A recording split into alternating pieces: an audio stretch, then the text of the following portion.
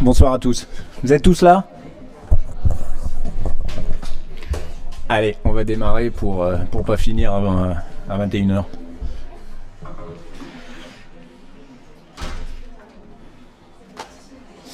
La salle d'à côté, c'est bon? Ils entendent?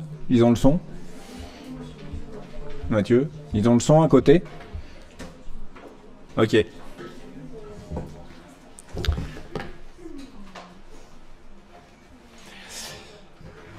Alors on s'est vu il n'y a pas longtemps en TD avec Patrick Benoît pour faire un petit peu de pratique de fauteuil roulant et de voir un petit peu les transferts, un petit peu le maniement, un petit peu ce qu'on peut faire en fauteuil roulant.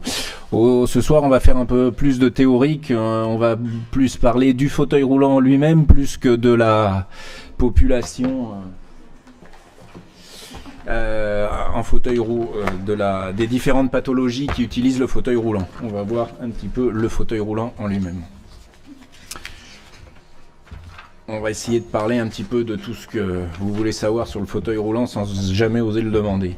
Alors le fauteuil roulant, d'un point de vue administratif et d'un point de vue dénomination, c'est quoi? C'est une aide technique à la mobilité. Dans tous les papiers, dans tous les formulaires, vous allez voir aide technique à la mobilité. D'accord?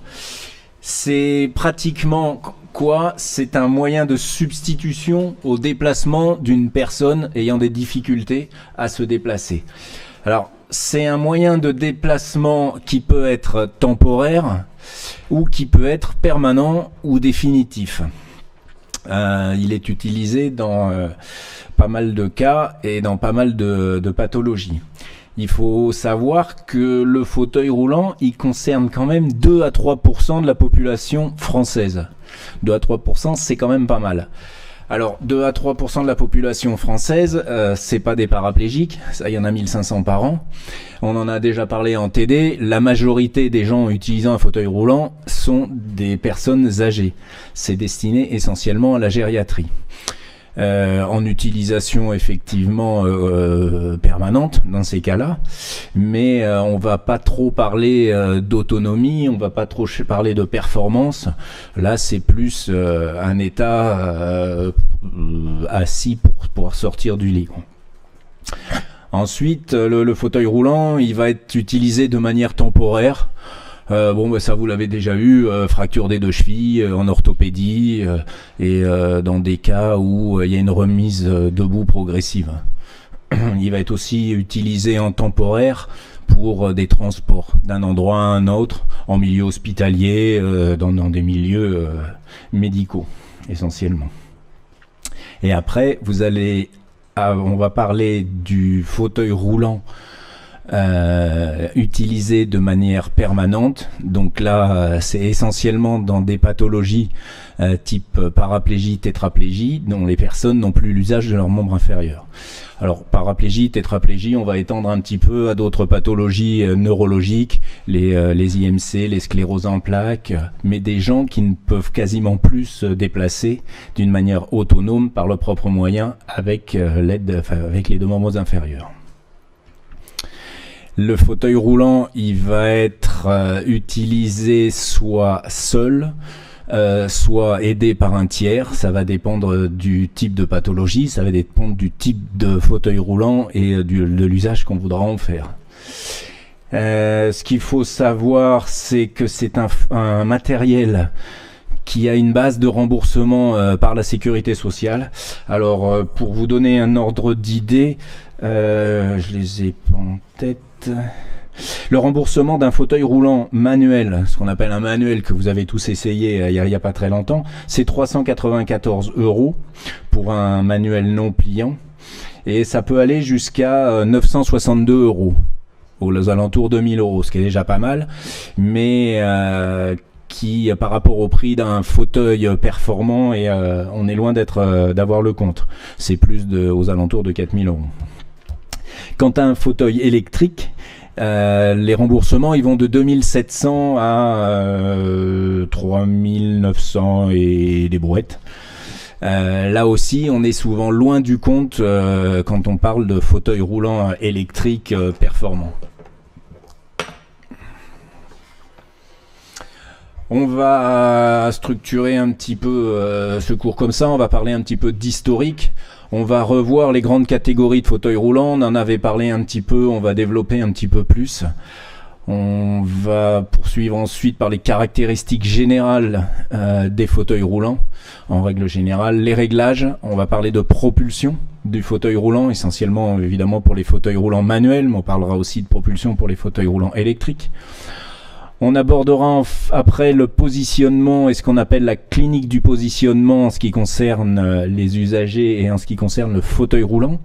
On parlera, maintenant que vous le maîtrisez parfaitement, d'habileté en fauteuil roulant et je vous l'illustrerai avec des vidéos, ça sera bien plus parlant. On va voir aussi les pathologies spécifiques aux usagers de fauteuil roulant. Ces pathologies, on les rencontre de plus en plus, le fauteuil roulant étant de plus en plus, le fauteuil roulant actif étant de plus en plus utilisé. On va forcément avoir des pathologies spécifiques et associées à cette utilisation. Et enfin, vous allez voir un petit peu quelques fauteuils roulants spécifiques, pareil avec une petite vidéo qui illustrera ça.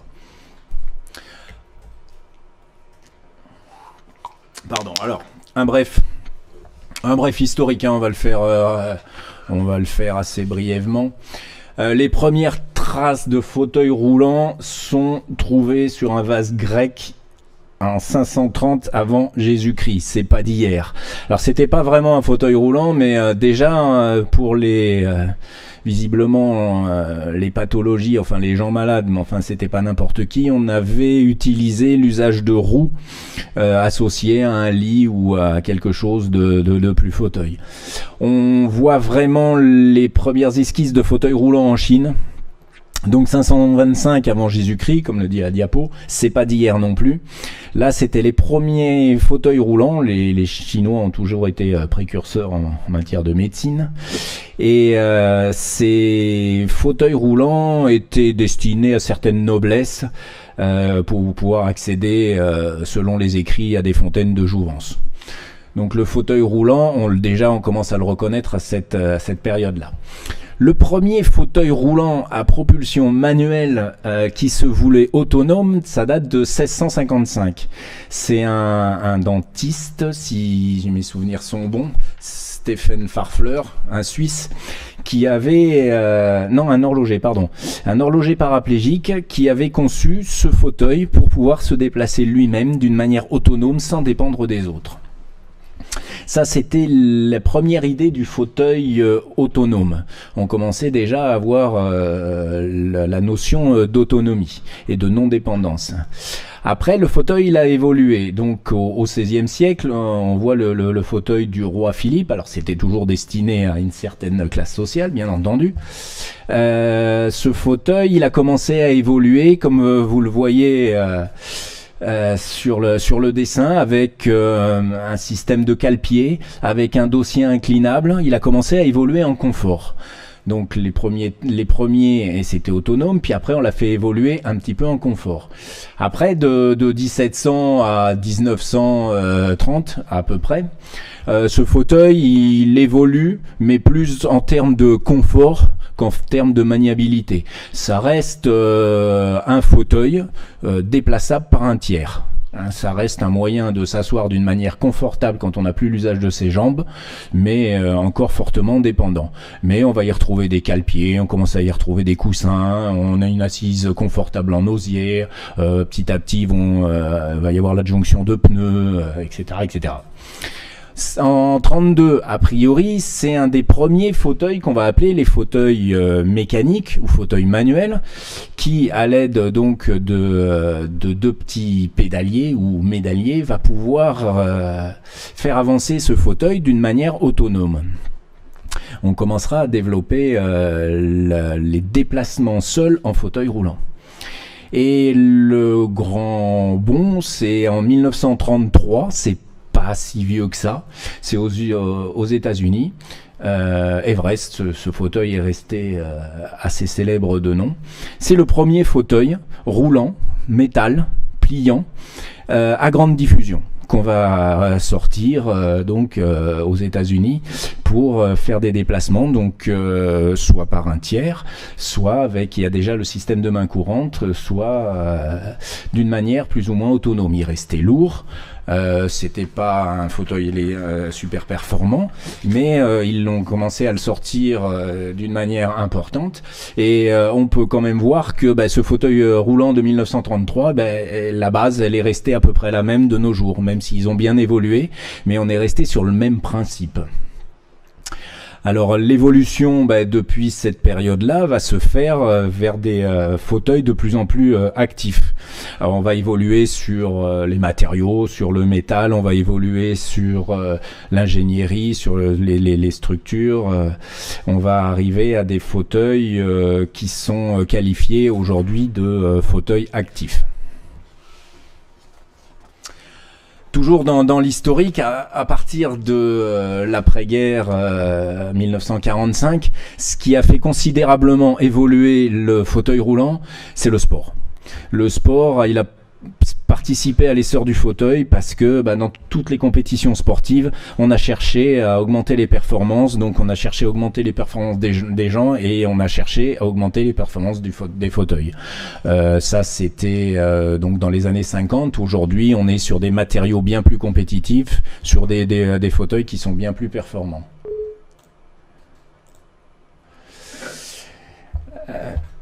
Les matériaux donc ont bien évolué au niveau alliage, au niveau conception, au niveau centre de gravité. Il y a eu beaucoup de recherches là-dessus.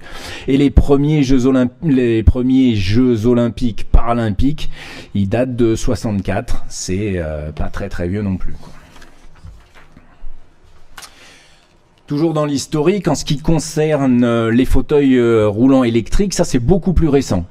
Les premiers fauteuils électriques, comme le montre la photo de gauche, ont été a priori mis au point au Canada en 1955. Ça, c'est vraiment récent. Et l'introduction en France, c'était par l'association des paralysés de France, ou l'AFM à l'époque. L'introduction en France a été en 1973. Donc c'est quelque chose qui est pas vieux du tout. Et par rapport au premier fauteuil roulant électrique que vous voyez, où c'était juste un fauteuil roulant manuel avec une motorisation, aujourd'hui ils ont considérablement évolué d'un point de vue confort, d'un point de vue positionnement, d'un point de vue commande et d'un point de vue motorisation. Ça c'est quelque chose qui n'a plus rien à voir avec les premiers. Donc les grandes catégories de fauteuils roulants, ça on l'avait vu, les deux grandes catégories de fauteuils roulants, c'est les fauteuils roulants manuels et les fauteuils roulants électriques.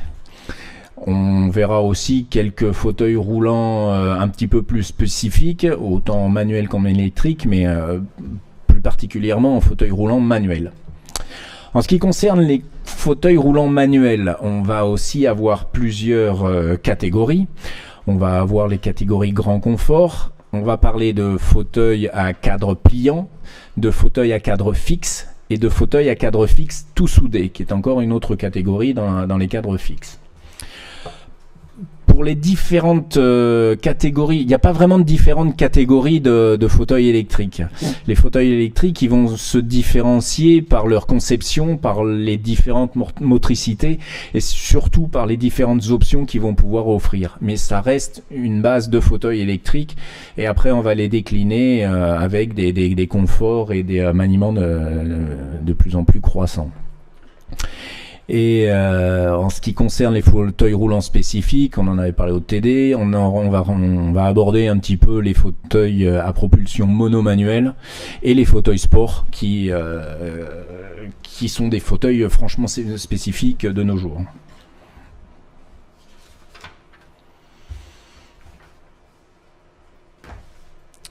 Alors, les fauteuils roulants électriques. Donc, ils sont le plus souvent destinés à une population qui ne peut pas utiliser de fauteuil roulant manuel, qui n'a plus l'usage ou peu l'usage de ses membres inférieurs, peu l'usage parce qu'on peut être en usage mixte, et avoir besoin d'un fauteuil électrique, même si on marche un petit peu, pour se déplacer loin. Après, on va voir les fauteuils électriques destinés aux grands handicaps, aux tétraplégiques et aux personnes ayant très peu de motricité, ne pouvant se déplacer qu'avec l'usage d'un joystick et une très faible mobilité. Le fauteuil électrique qui demande très peu de motricité pour pouvoir se déplacer sur de très longues distances. Alors l'assise d'un fauteuil roulant électrique est en règle générale bien sûr beaucoup plus imposante qu'un fauteuil roulant manuel, mais donc il va permettre certaines choses que ne permettent pas un fauteuil manuel, c'est-à-dire les longs déplacements extérieurs. C'est pour ça que certains paraplégiques qui sont en fauteuil manuel ont une utilisation mixte et utilisent aussi un fauteuil roulant électrique. En règle générale, les fauteuils roulants électriques, c'est des fauteuils qui sont robustes, avec une motorisation assez puissante et qui possèdent de nos jours une assez bonne autonomie. L'autonomie d'un fauteuil électrique peut aller jusqu'à 40-50 km, donc par jour, c'est déjà pas mal. Et à une vitesse qui varie en règle générale, soit c'est 10 km/h, soit c'est 15 km/h. La législation ne permet pas d'avoir plus en vitesse. La contrepartie de ces fauteuils électriques, de ce côté robustesse et lourdeur, c'est que c'est un matériel lourd qui peut être difficilement transporté en véhicule, ou alors il faut des véhicules aménagés et des véhicules spéciaux. On va voir un petit peu, on déclinera un petit peu les différentes options, on parlera un petit peu de conception, de propulsion, de maniement et des différents équipements de ces fauteuils électriques qui varient vraiment d'un fauteuil électrique à un autre. Donc, en ce qui concerne les fauteuils électriques, déjà, on a différents types de motricité suivant les fauteuils. On a en gros 3 types de motricité, ce qu'on va appeler les propulsions. La motricité, elle se fait sur les roues arrière. La motricité, les roues centrales, qui se fait sur les roues centrales et les fauteuils à la traction, dont la motricité se font sur les roues avant. Les plus puissants, en règle générale, sont les fauteuils, c'est un peu comme une voiture, ce sont les fauteuils à propulsion, mais ils sont un petit peu moins maniables, surtout dans des intérieurs ou des endroits un petit peu exigus. Beaucoup de fauteuils avec la motricité à roue centrale se sont développés, parce que ce sont des fauteuils qui en intérieur ont une giration sur eux-mêmes, n'ont pas besoin de beaucoup de place en intérieur, en ascenseur. Pour le maniement est un petit peu plus délicat, mais ils sont beaucoup plus maniables que ces fauteuils à propulsion. Et les fauteuils à traction restent... C'est un intermédiaire, reste plus maniable en intérieur que les fauteuils à propulsion, mais ils sont un petit peu moins stables, on va dire, sur la conduite, les lignes droites et sur la poussée. Donc ces 3 types de motricité ont toutes les 3 une maniabilité différente, et c'est pas forcément en fonction de la pathologie d'un niveau, c'est aussi en fonction des besoins d'une personne en termes de logement, et après en fonction des affinités par rapport à la conduite de ce type de fauteuil. Alors il y a d'autres types de propulsion qui existent, mais qu'on verra un petit peu plus loin, qui sont un peu plus rares, qui sont destinés au tout-terrain. On va voir ça un petit peu plus loin.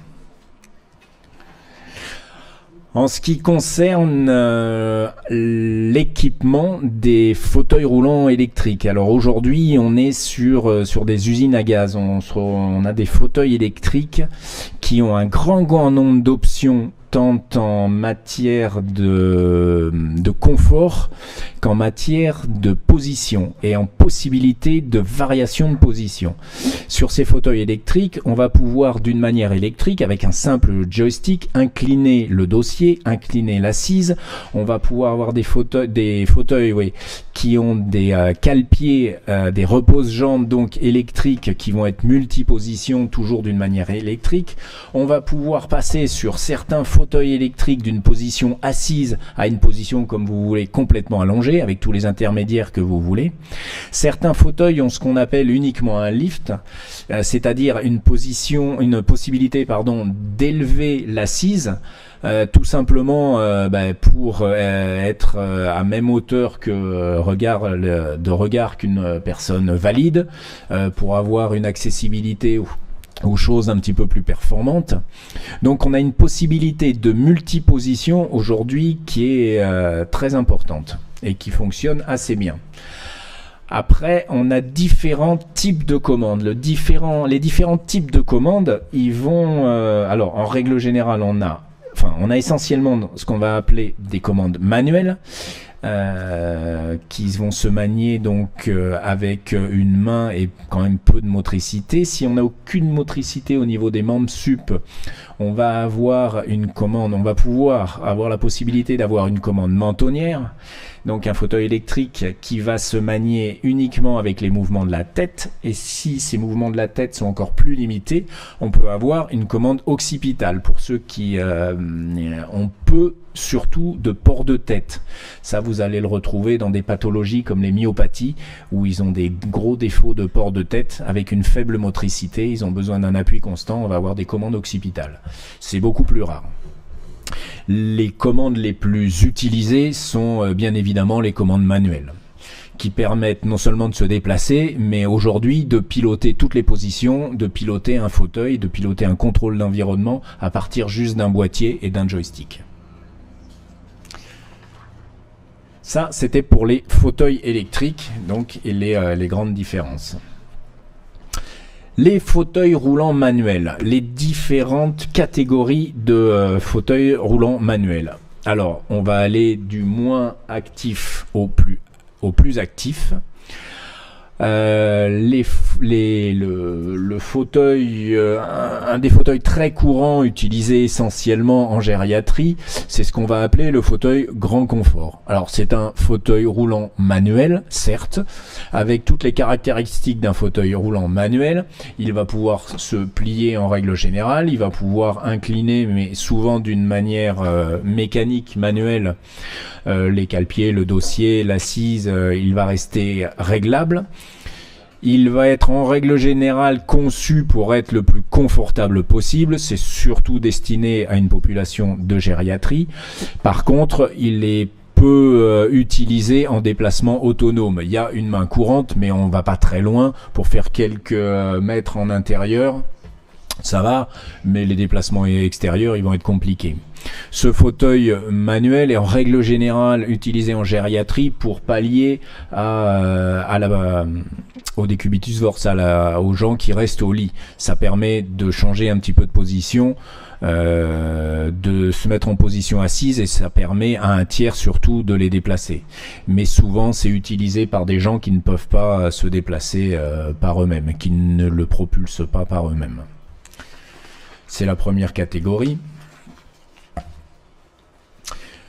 Ensuite, donc, on va parler du fauteuil roulant manuel générique. Le fauteuil manuel générique, c'est le fauteuil le plus basique.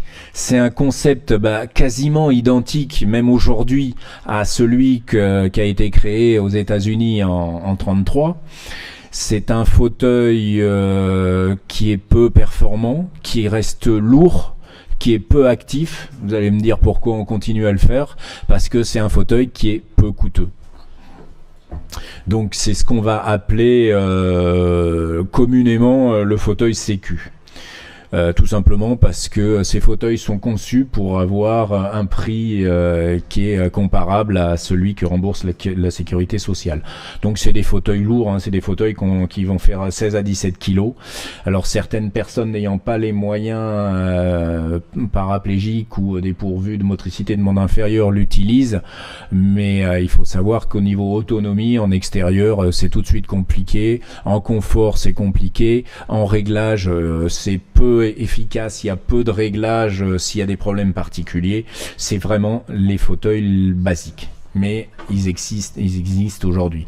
On les retrouve souvent dans des fauteuils achetés par des collectivités hospitalières, et ça reste des fauteuils qui sont aussi des fauteuils de brancardage, utilisés par exemple par des ambulanciers. On peut les plier, les mettre dans un coin, et c'est des fauteuils qui sont peu coûteux.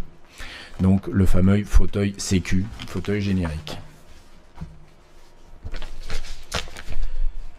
Si on évolue un petit peu sur ces fauteuils manuels en allant de plus en plus vers des fauteuils actifs, le deuxième type, c'est le fauteuil roulant manuel cadre pliant.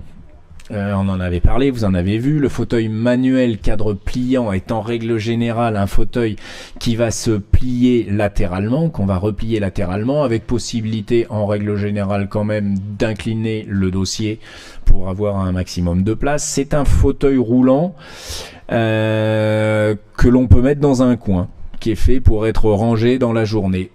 Après, l'utilité du pliant de nos jours pour quelqu'un qui veut être autonome, elle est faible. Il y a quelques utilités très spécifiques qui, pour par exemple certains paraplégiques que vous voyez en bas, qui veulent embarquer leur fauteuil en voiture sans le mettre dans l'habitacle, qui ont des systèmes d'aide et de levage de fauteuil pour le mettre sur un coffre-toit, qui nécessitent un fauteuil roulant pliant. Il y a quelques situations qui nécessitent un fauteuil roulant pliant de nos jours, mais c'est quand même de moins en moins utilisé parce que les cadres fixes se sont développés dans les populations actives en fauteuil roulant, et quand on veut un fauteuil roulant manuel destiné à devenir de plus en plus autonome.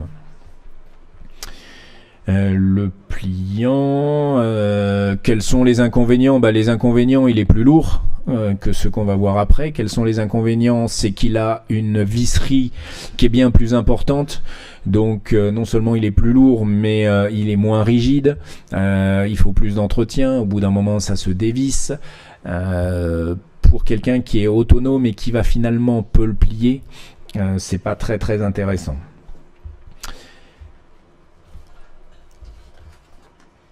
Qu'est-ce que je fais ? Les fauteuils roulants manuels cadre fixe. Alors ce sont ceux-là que l'on va qualifier de fauteuils roulants actifs. Pourquoi ? Parce que ce sont les plus légers, ce sont les plus maniables, et ce sont ceux qui sont essentiellement destinés à une population paraplégique pour la plupart, ou blessés médulaires ou neuro, qui vont être toute la journée dans leur fauteuil roulant, dont le fauteuil roulant va être le moyen de déplacement unique, et qui veulent se déplacer d'une manière autonome et ne pas dépendre d'un tiers. Alors dans ces fauteuils manuels que l'on va appeler cadre fixe, on va avoir trois catégories.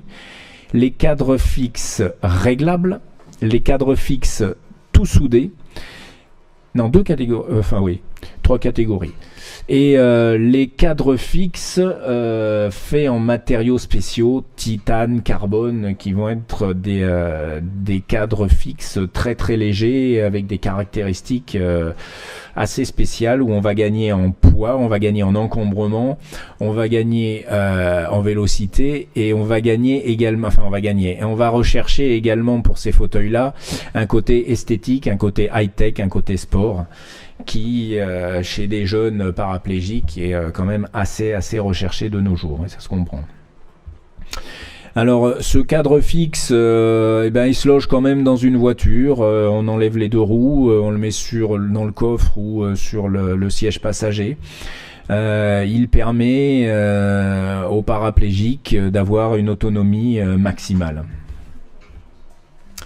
Alors ils vont être différents en différents matériaux et différentes conceptions suivant les marques, suivant ce qu'on va rechercher.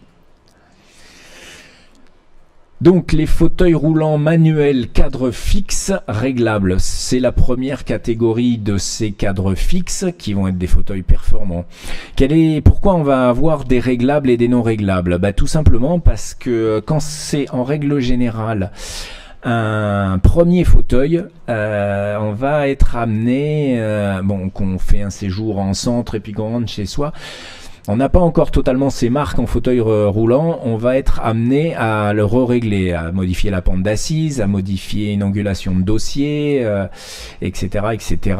On ne connaît pas encore ses besoins réels et ses exigences en matière d'assise et en matière de fauteuil roulant. Donc, ce cadre fixe réglable conserve des possibilités de réglage, on le verra un peu plus loin, d'axe, de dossier, d'inclinaison d'assise. Ces cadres fixes, ils sont performants donc en termes de poids. En termes de poids, un grand confort va faire 20 kg, un fauteuil sécu basique générique va faire aux alentours de 14 kg. Ces fauteuils roulants, un pliant performant va faire aux alentours de 10 kg. Ces fauteuils cadre fixe réglables descendent en dessous des 8 kg, aux alentours des 7 kg, sachant que les fauteuils cadre fixe les plus légers sont aux alentours de 5 kg, un petit peu en dessous, mais on les soulève assez facilement d'une main. Il reste performant en termes de rigidité. En rigidité, l'intérêt, il va être au niveau de la propulsion. Donc au niveau de la propulsion, un fauteuil rigide, il va avoir moins de perte d'énergie qu'un fauteuil qui l'est moins, type pliant. Et en termes de solidité, parce qu'on a moins de visserie qu'un autre, en termes de solidité, on est sur des matériaux qui sont assez performants et on est sur moins de visserie, donc on y gagne en solidité. Et donc on va se garder des possibilités de réglage sur les premiers temps, parce qu'on ne sait pas trop, on a rarement ces bons réglages d'entrée. Et c'est des fauteuils qui vont être conçus pour avoir un réglage qui facilite la propulsion la meilleure possible. Dans ces cadres fixes, on va avoir les cadres fixes tout soudés, en alliage les plus classiques, et on va avoir des cadres fixes en matériaux un petit peu plus spéciaux, un peu plus performants, qui sont les cadres fixes carbone, titane essentiellement, avec très peu de possibilités de réglage. Alors ces tout soudés, ils ont encore moins de visserie et encore moins de matière que les cadres fixes réglables. Donc on va pouvoir optimiser encore un petit peu plus le poids et la rigidité. Par contre, au moment de la prise de mesure, au moment de la conception et au moment de l'achat, il ne faut pas se tromper, parce que s'ils ne correspondent pas, si on n'est pas bien dedans, c'est poubelle, il n'y a plus de possibilité de réglage. Donc en ce qui concerne par exemple les paraplégiques, on fait rarement ce type, on attribue rarement ce type de fauteuil tout soudé en premier fauteuil. Il passe d'abord par des fauteuils réglables. Une fois qu'en renouvellement de fauteuil sur le deuxième ou le troisième fauteuil, souvent ils vont vers ces fauteuils-là qui sont un petit peu plus performants, mais c'est rarement un fauteuil. Cadre fixe carbone, c'est du fauteuil très léger. Gros avantage quand on le met par exemple 6 fois par jour dans une voiture, qu'il faut soulever à bout de bras le cadre. Quand on a un cadre qui fait 3 kg, on use moins ses épaules. Gros avantage si on roule beaucoup et surtout sur des terrains un petit peu pentus, le côté légèreté carbone fait que on fatigue moins, on use moins ses épaules.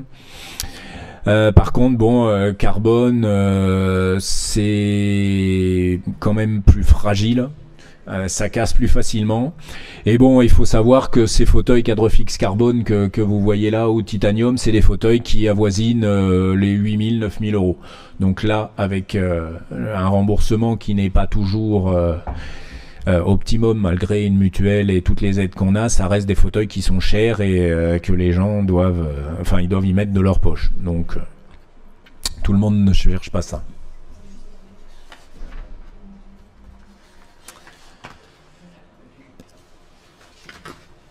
fauteuil roulant manuel spécifique. On va voir un petit peu, donc en règle générale, on parle de fauteuil monopropulsion. On va parler de fauteuil aussi à levier pendulaire, type harnasse à double main courante. On va voir un petit peu les fauteuils verticalisateurs et enfin on fera une petite rubrique sur les fauteuils sport qui sont des fauteuils franchement spécifiques. La vôtre.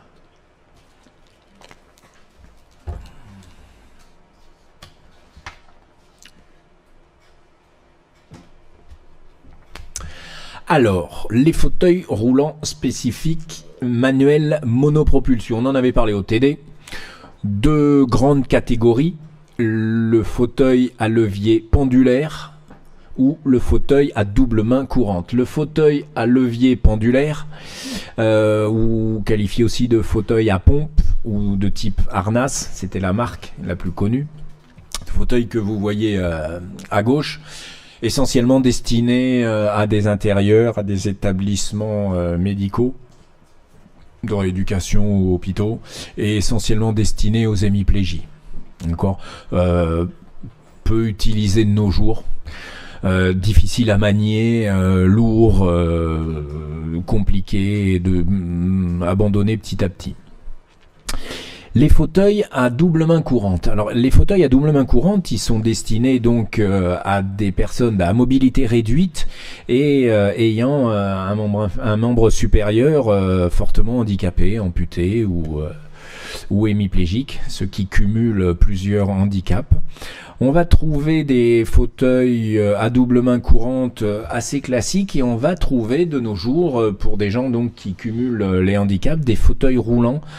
Ça existe, performants, légers, pour des gens qui cumulent paraplégie et plexus brachial ou paraplégie et amputation, qui ne peuvent propulser leur fauteuil que par un seul membre supérieur.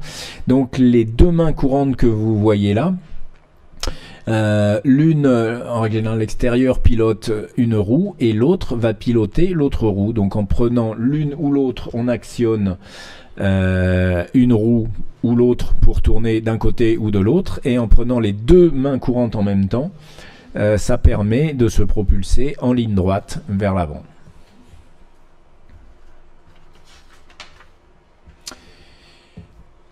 Fauteuil roulant spécifique, autant en fauteuil roulant manuel qu'en fauteuil roulant électrique, on va retrouver les fauteuils roulants verticalisateurs.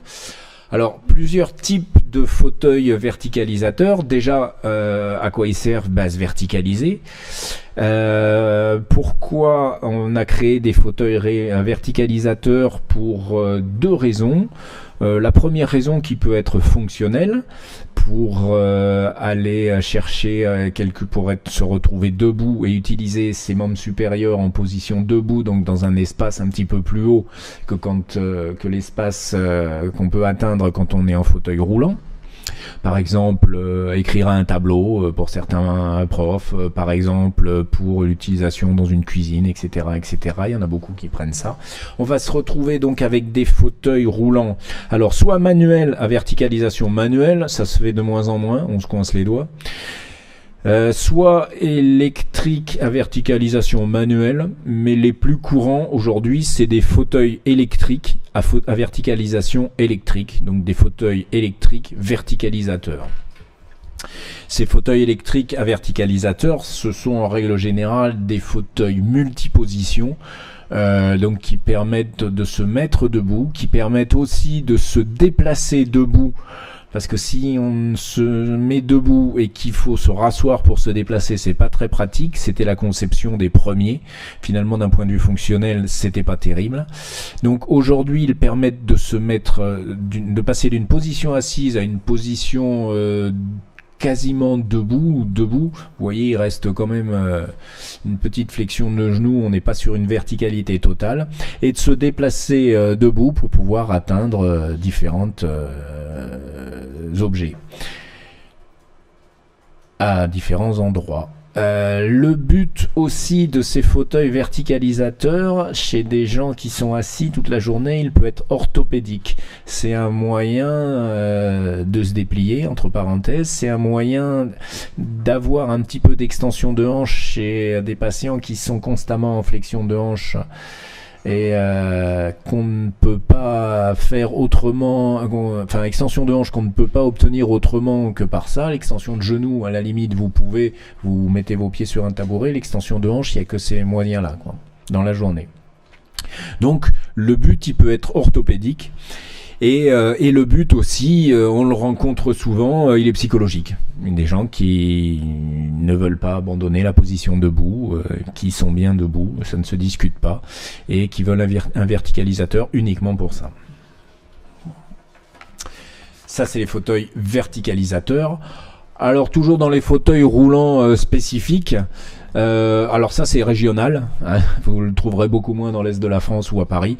On a des fauteuils qui sont à usage exclusif. Par exemple celui-là qui est un fauteuil de mise à l'eau qui permet de traverser la plage, d'aller dans l'eau, de pouvoir se baigner, de revenir facilement sur le fauteuil et de regagner la route.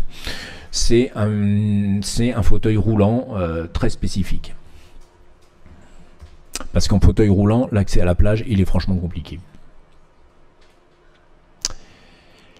Toujours dans les fauteuils roulants spécifiques à usage exclusif, on attaque maintenant des fauteuils beaucoup plus rares, très exclusifs, peu rencontrés, peu utilisés. Les fauteuils roulants monte-escalier. Alors il y en a beaucoup, ça a toujours été un des grands problèmes des paraplégiques, c'est les escaliers dans des villes qui ne sont pas forcément adaptées. On rencontre toujours beaucoup d'escaliers. Plusieurs fauteuils ont été conçus, très très peu sont utilisés. Vous le voyez, c'est des fauteuils... Comment ça gonfle cette histoire-là ?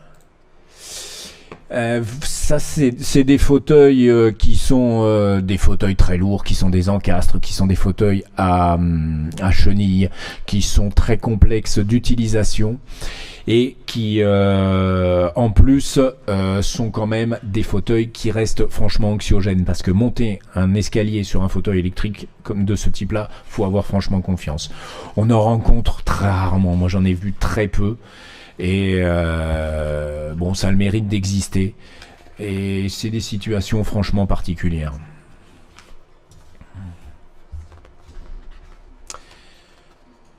Les fauteuils roulants tout-terrain. Alors les fauteuils roulants tout-terrain, ça c'est beaucoup plus recherché. Ça existe.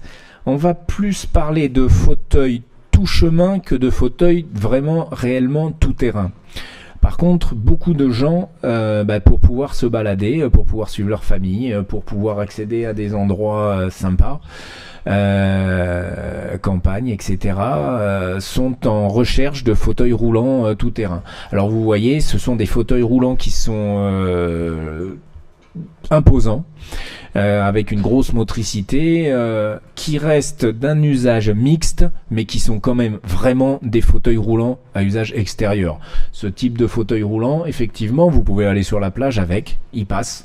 Vous pouvez aller dans du tout chemin, ça ne montre quand même pas des grosses marches ni des gros dénivelés ou des terrains très très accidentés. Mais par contre, en intérieur, ça va être compliqué.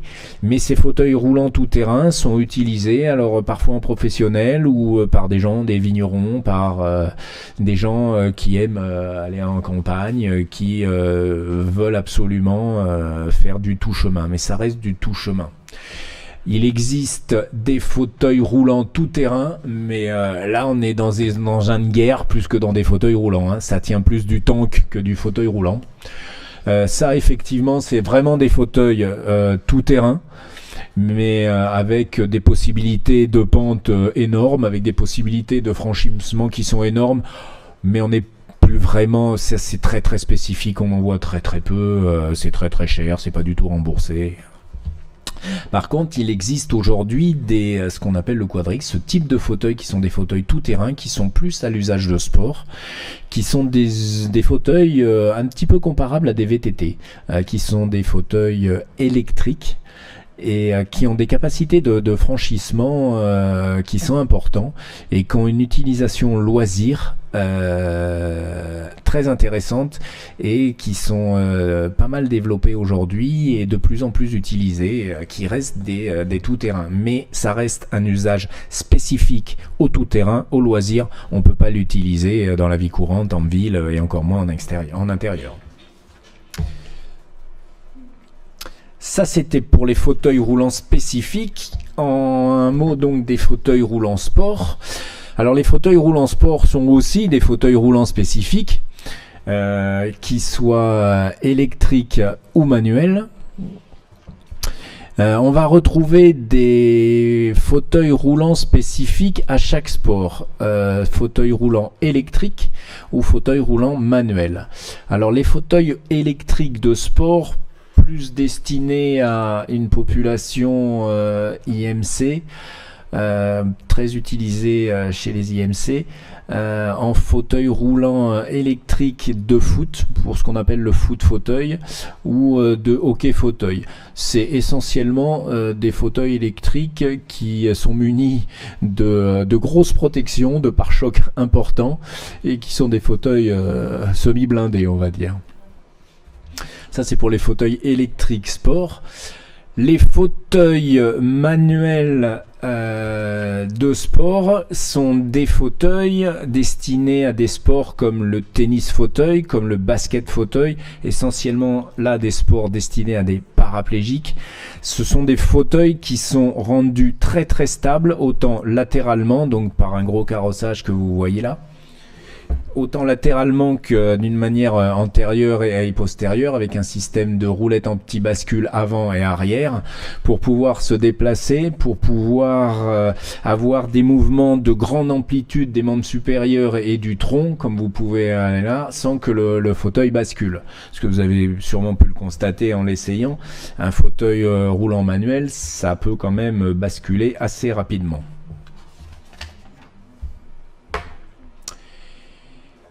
Toujours dans les fauteuils roulants sport, les fauteuils électriques, manuels, de type athlétisme. Alors là, on recherche pas franchement la stabilité, on va rechercher la légèreté et la performance. Ce sont des fauteuils avec des designs, avec des conceptions dignes de dragster, très spécifiques, qui permettent, avec une position très spéciale dedans, des performances en termes d'accélération et de vitesse qui sont assez intéressantes. Alors ces fauteuils aujourd'hui, c'est des fauteuils comme vous voyez là qui sont faits tout carbone, qui vont peser dans les 6-7 kilos je crois. C'est des fauteuils très spécifiques avec des positions spécifiques, vraiment conçus pour l'athlétisme. Après, vous avez des fauteuils qui sont des fauteuils conçus pour le rugby, ce qu'ils appellent le quad rugby, qui sont des fauteuils surprotégés, autant pour protéger le patient que pour protéger le fauteuil dans des sports où ils recherchent, comme le quad rugby, vraiment le contact. Donc, si on revient un petit peu, on a vu les fauteuils spécifiques.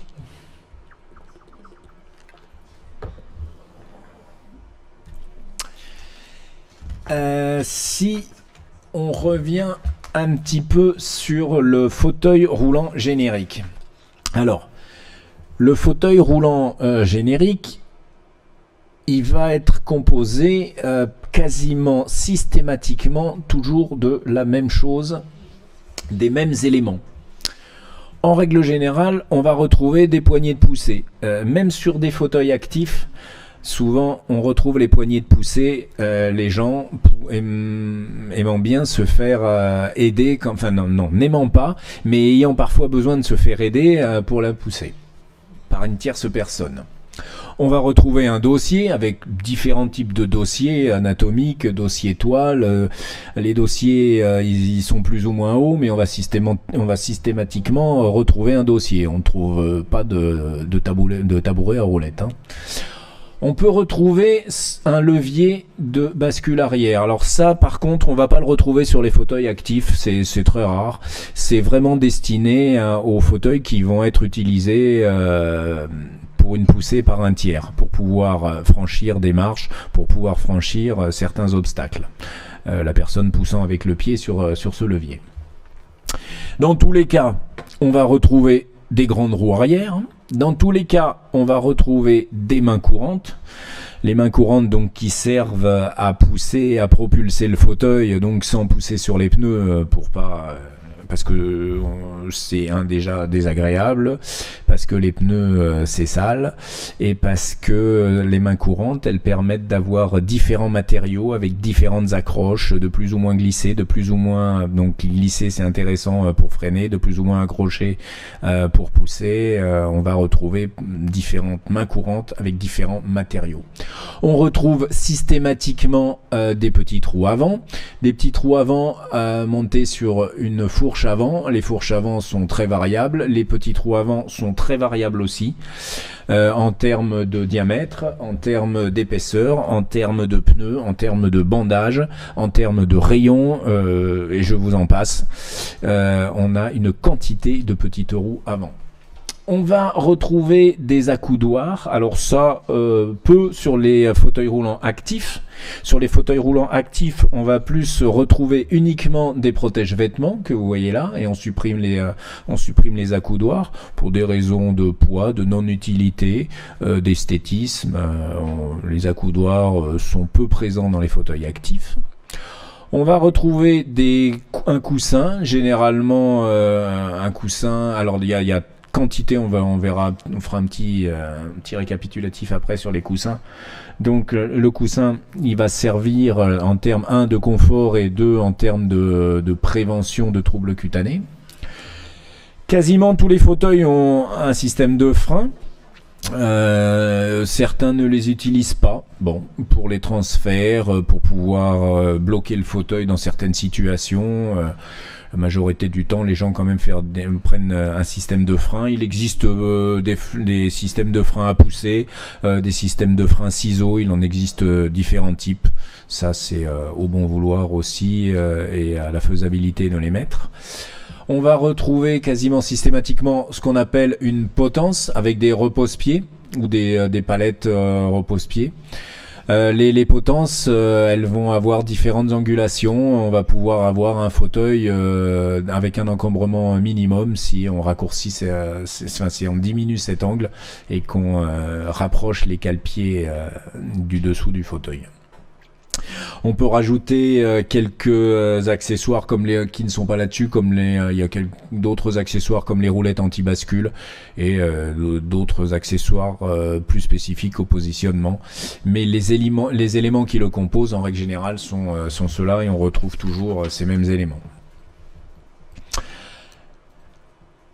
Alors, en ce qui concerne la propulsion des fauteuils roulants, on va parler donc de propulsion du fauteuil roulant électrique. Donc la propulsion du fauteuil roulant électrique, elle va dépendre de moteurs, donc des caractéristiques techniques du fauteuil et non pas de la personne. La propulsion par contre du fauteuil roulant manuel, elle va dépendre essentiellement des possibilités physiques du patient et des gens qui l'utilisent, mais également des caractéristiques mécaniques du fauteuil et de la conception du fauteuil. En ce qui concerne cette propulsion de fauteuil roulant manuel, on va en parler un petit peu plus, d'une manière un peu plus détaillée, en parlant de cycle de propulsion, en parlant de style de propulsion, il y en a plusieurs. On va évoquer aussi les rendements mécaniques, le coût énergétique et ensuite on parlera un petit peu des réglages de fauteuil et des principes de réglage. Ceci pour les fauteuils roulants manuels.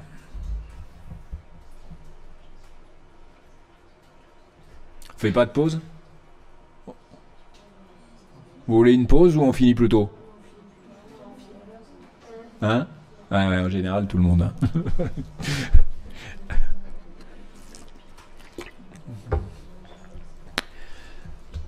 On finit par des petites vidéos en plus, ça va être... Donc, parlons propulsion. Propulsion de fauteuil roulant. Propulsion de fauteuil roulant électrique, ça va être les caractéristiques de la propulsion, elles vont directement être liées au moteur. C'est 2 moteurs, voire plus, parfois 4. Qui vont avoir des caractéristiques différentes en fonction des différents fauteuils, et plus il va être gros, plus il va être puissant, plus les moteurs ils vont être gros, mais plus le fauteuil va être imposant, et plus le fauteuil va être à destination extérieure, plus les moteurs ils vont être puissants. Sachant que moteur puissant, ça veut dire possibilité de franchissement un petit peu plus performante, mais pas de vitesse plus performante. Vous n'allez pas trouver comme les trottinettes des fauteuils électriques qui vont à 75 km/h. C'est totalement interdit, et en plus on n'en retrouve pas, quoi. La vitesse est fortement réglementée. C'est 10 km/h pour des gens qui ne le maîtrisent pas trop, et 15 km/h max. Donc la propulsion, elle va être fonction donc des moteurs, et elle va être aussi fonction des caractéristiques mécaniques. Certains fauteuils ont des caractéristiques mécaniques, des 6 roues avec des amortisseurs, avec des systèmes assez complexes qui vont permettre des franchissements plus importants que d'autres. Là, on est sur des fauteuils roulants basiques, des petits fauteuils roulants électriques qui permettent un déplacement intérieur facile et extérieur, qui sont des fauteuils qui n'est pas très cher. Là, on est sur des fauteuils qui commencent à être des fauteuils plus imposants, qui vont être un petit peu plus compliqués à déplacer en intérieur. Par contre, ils vont avoir des possibilités de franchissement extérieur un petit peu plus importantes, avec des châssis qui sont totalement différents. La propulsion des fauteuils manuels. Alors, la propulsion des fauteuils manuels, elle va être directement liée, aux possibilités physiques, bien sûr, des patients. Quelqu'un qui va avoir des gros bras, et il va avoir beaucoup moins de mal à pousser un fauteuil manuel et sera plus performant que quelqu'un qui aura des tout petits bras frêles, vous en doutez. Elle va être aussi fonction de la technique de propulsion. On va le voir un petit peu après. Et voilà. Donc, en ce qui concerne la propulsion du fauteuil manuel, on va parler de cycle de propulsion. Donc, la propulsion du fauteuil manuel, elle va se faire donc sur une poussée sur les 2 mains courantes qui sont sur donc les 2 roues arrière des fauteuils roulants. C'est un mouvement cyclique, d'accord, qui va être répété à une cadence qui est de l'ordre de 55 à 65 à peu près cycles par minute. Ouais, c'est ça, sur terrain plat. Donc qui est un cycle quand même qui est assez important. Donc si vous prenez un déplacement, le déplacement d'une journée complète, déplacement qui est assuré par des membres supérieurs qui à la base ne sont pas faits pour. Les membres supérieurs vont se retrouver propulsifs, vont retrouver des membres supérieurs donc destinés à une fonction qui n'était pas la leur, ce qui n'est pas sans inconvénient, et ce qui va être développé et ce qui va être un petit peu dirigé. Donc ça va être un mouvement cyclique. Ce mouvement cyclique, il va être composé d'une phase de propulsion, qui est une phase donc de poussée sur la main courante, et d'une phase de récupération, qui va être une phase de retour au point de départ. D'accord ? Donc on va avoir un temps de poussée qui lui va se séparer en 2 temps aussi, va se diviser en 2 temps. Un temps de traction, on va saisir la main courante pour ceux qui le peuvent, ça c'est paraplégique, un tétraplégique ne pourra pas. Un temps de traction donc sur le premier quart, et un temps de poussée ou de propulsion donc sur la deuxième partie de la poussée. et après un temps de retour où on ne touche plus la main courante, qui est un temps de récupération en gros, et qui est un temps de retour à la position initiale.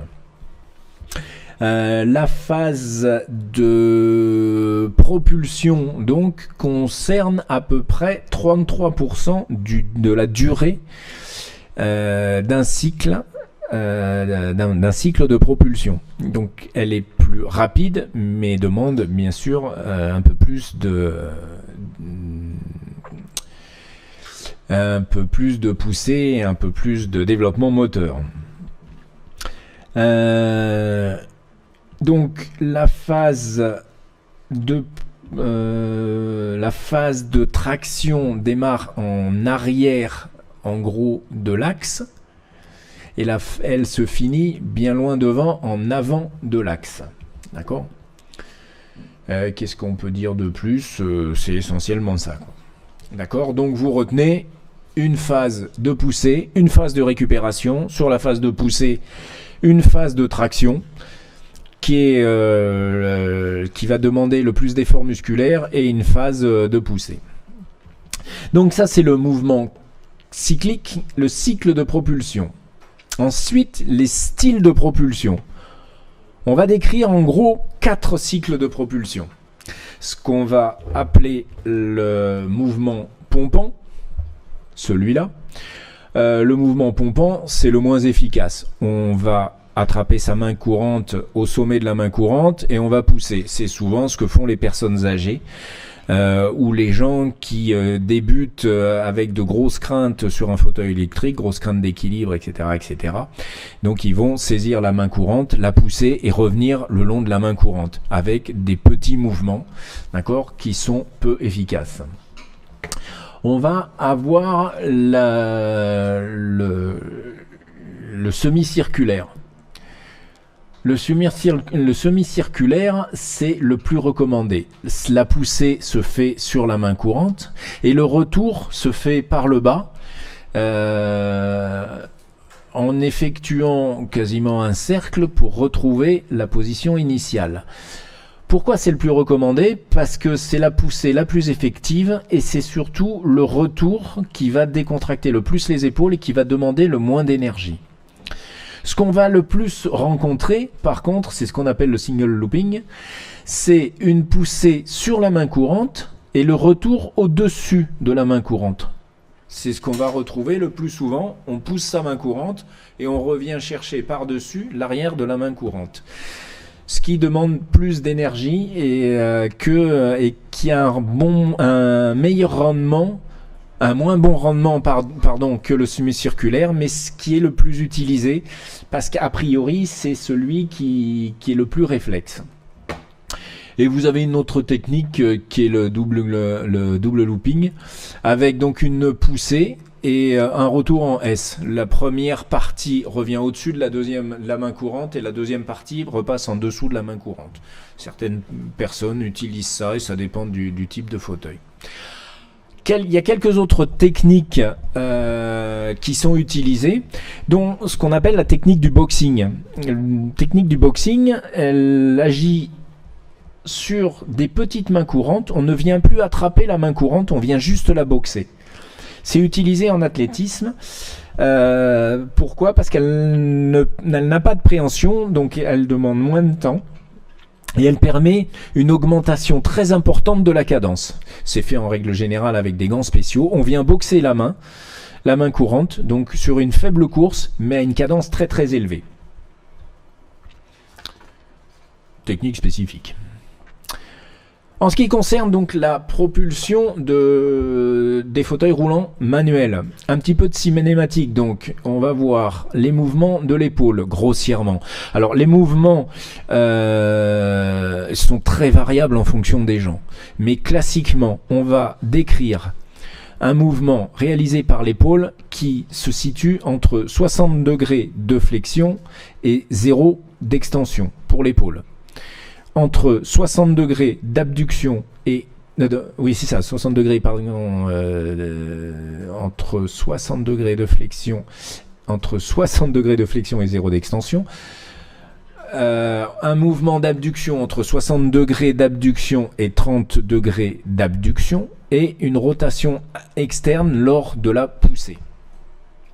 Le coude, il va réaliser une flexion de 15 degrés au départ et de 35 degrés sur la deuxième phase de la poussée.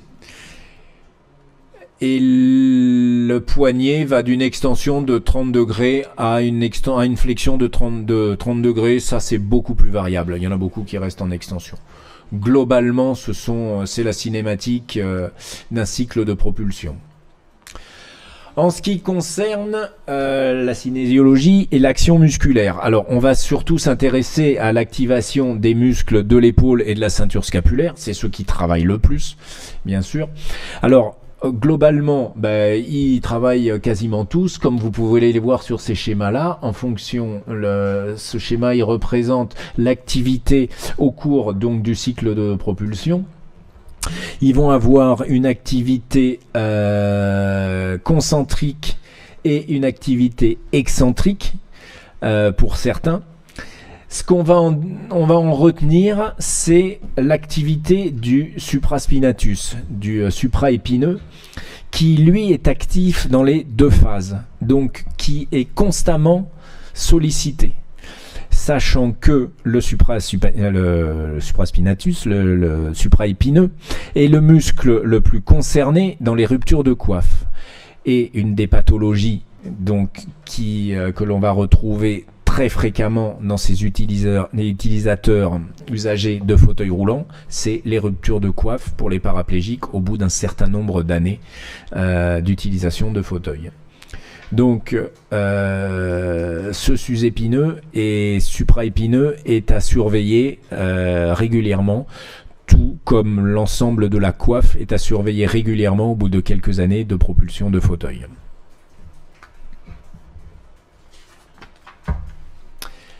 Ça, c'est pour l'action musculaire. Le rendement et le coût énergétique de la propulsion du fauteuil roulant manuel. Alors, vous imaginez bien que le coût énergétique, il va être important.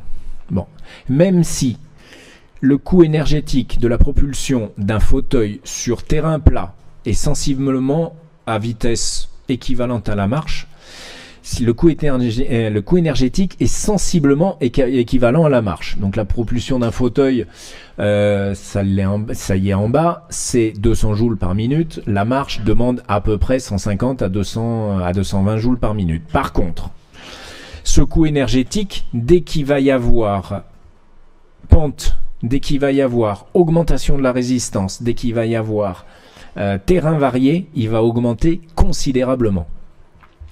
Et le besoin énergétique essentiellement concentré sur l'épaule va devenir énorme sur des pentes longues et importantes en pourcentage. Donc le coût énergétique, il va dépendre donc des possibilités musculaires du patient et de la VO2 max des patients aussi. Quel est l'intérêt de savoir ça? L'intérêt de savoir ça, c'est que on va demander à ces patients un entretien musculaire, un développement musculaire et un réentraînement à l'effort pour améliorer le rendement donc de la propulsion d'un fauteuil et pour améliorer donc les possibilités de déplacement autonome. D'accord ? Et c'est d'autant plus intéressant que le terrain est d'autant plus compliqué à franchir. Donc, possibilité musculaire et réadaptation à l'effort. En règle générale, c'est ce qu'on va chercher à développer chez ces patients, surtout chez les patients sportifs, surtout chez les patients autonomes qui vont aller sur tout type de terrain. La propulsion du fauteuil roulant manuel, toujours, elle va dépendre aussi du réglage du fauteuil. Alors, les réglages du fauteuil, on va faire un petit chapitre sur le réglage du fauteuil. Alors, déjà, le fauteuil, il doit être adapté à la personne, adapté en termes de dimension. C'est-à-dire que au moment de l'attribution, au moment du choix du fauteuil, il va falloir mesurer, calculer et donner des mesures de largeur d'assise, d'accord, par rapport à la largeur du bassin, par rapport à la largeur qu'on veut au fauteuil aussi, par rapport par exemple au franchissement des portes, en termes de profondeur d'assise et en termes de longueur de jambe. Ça va être fonction, bien sûr, de la morphologie du patient. Et on va adapter les mesures du fauteuil à cette morphologie du patient. Ça, c'est pour les dimensions du fauteuil. Toujours en ce qui concerne les dimensions du fauteuil et les caractéristiques de l'assise, on va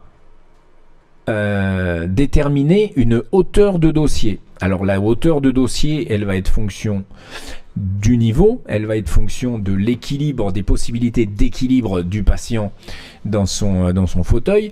Là, c'est pas uniquement les caractéristiques morphologiques qui vont rentrer en compte, mais aussi les caractéristiques de la lésion et les caractéristiques d'équilibre du patient.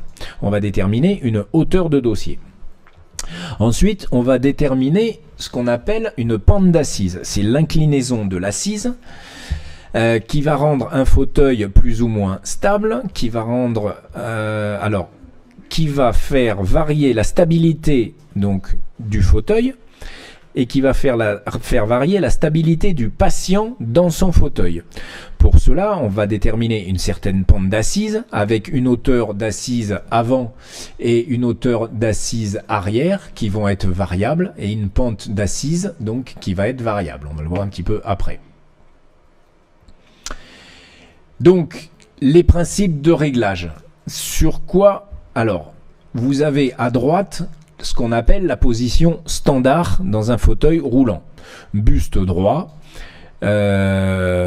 centre articulaire de l'épaule à la verticale du centre articulaire de l'axe des roues arrière du fauteuil. Une pente d'assise qui est en règle générale aux alentours d'une quinzaine de degrés pour être suffisamment stable dans son fauteuil et pour que le fauteuil ne soit pas trop sensible, ne soit pas trop instable. Mais l'important, c'est surtout cet axe-là pour que la propulsion soit bonne et pour que la propulsion soit bonne et efficace et que le patient soit bien installé, suffisamment droit dans son fauteuil. C'est la position standard. Alors qu'est-ce qu'on va, une fois que les dimensions du fauteuil sont déterminées, longueur, largeur, hauteur de dossier, sur quoi on va pouvoir agir? On va pouvoir agir sur le dossier, l'inclinaison du dossier. Comme on vient de le voir, on va pouvoir agir sur la pente d'assise de par les réglages d'un fauteuil. On va pouvoir agir sur l'axe de roue, le mettre plus ou moins devant, le mettre plus ou moins derrière, pour stabiliser plus ou moins le fauteuil. On va pouvoir agir aussi sur l'angulation de la potence, même si ça c'est rarement réglable, c'est souvent déterminé aux mesures du fauteuil au départ. Et on va pouvoir agir sur le carrossage des roues, c'est-à-dire l'angulation des roues par rapport à la verticale. Globalement, qu'est-ce qu'on va rechercher et sur quoi on va agir? On va agir sur ces réglages pour augmenter la stabilité du patient dans son fauteuil. Plus le patient va être haut en niveau lésionnel quand il s'agit d'un blessé médulaire, plus il va être instable. Donc on va rechercher une stabilité du tronc dans le fauteuil. On va agir sur ces réglages pour augmenter ou diminuer le confort, qui en règle générale, le confort il va de pair avec une bonne stabilité. On va agir sur ces réglages pour chercher à diminuer la pression d'interface, c'est-à-dire la pression que l'on va avoir au niveau des ischions. En règle générale, c'est pour diminuer les risques d'escarre. D'accord ?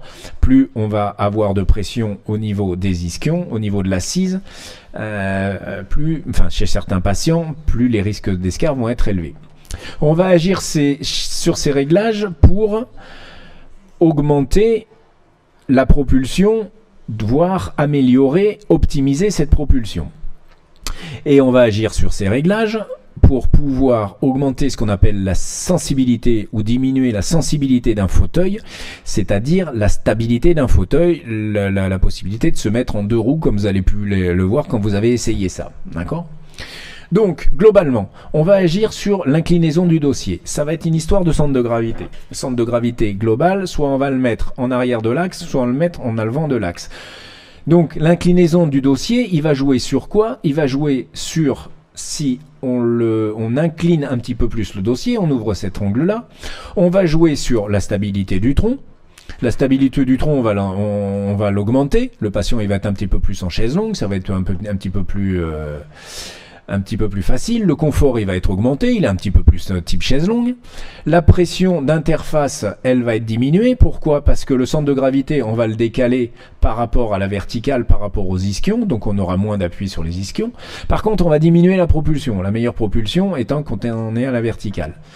Et si on incline trop ce dossier, on va décaler le centre de gravité, donc on va augmenter ce qu'on appelle la sensibilité du fauteuil, donc on va diminuer la stabilité du fauteuil.